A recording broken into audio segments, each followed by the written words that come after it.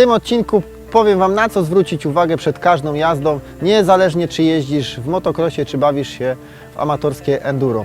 3 minuty wystarczy, żeby sprawdzić przed każdą jazdą swój sprzęt, tak żeby później uniknąć jakichś problemów w trakcie jazdy. Ja przed moimi treningami zwracam uwagę, czy w moim motocyklu jest płyn w układzie chłodzenia. Zawsze odkręcam korek, sprawdzam, czy jest w górnym stanie.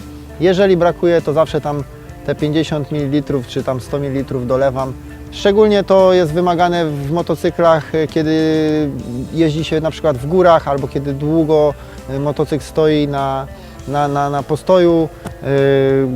Zwróćcie na to uwagę.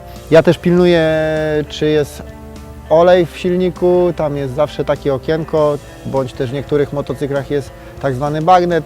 Sprawdźcie, czy ten olej jest. Nieraz zdarza się, że motocykl potrafi nam, że tak powiem, zjeść kilkanaście mililitrów oleju i należy ten poziom uzupełnić.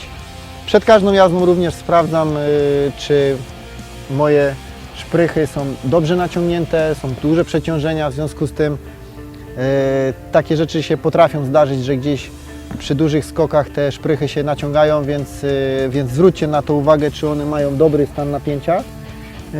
Poza stanem i oględzinami ogólnymi ja również pilnuję filtra powietrza. Jest to bardzo ważna sprawa, to są tak zwane płuca motocykla. Jak kurczę mamy dobrze filtr zaimpregnowany i on jest, że tak powiem, drożny, to raz, że motocykl nam się lepiej wkręca, dwa, że nie karmimy silnika piachem. No i sami wiecie, czym to później skutkuje, jak tego nie przestrzegamy. Także przed każdą jazdą ja zawsze sprawdzam, że tak powiem, stan filtra powietrza. No i stan ogólny, tak jak wspomniałem, to są dosłownie 3 minuty. Jak się ktoś złapie trochę wprawy, to zrobi to szybciej. A tak jak mówię, później zaoszczędzi Wam to sporo czasu i nie będziecie mieli problemów podczas jazdy.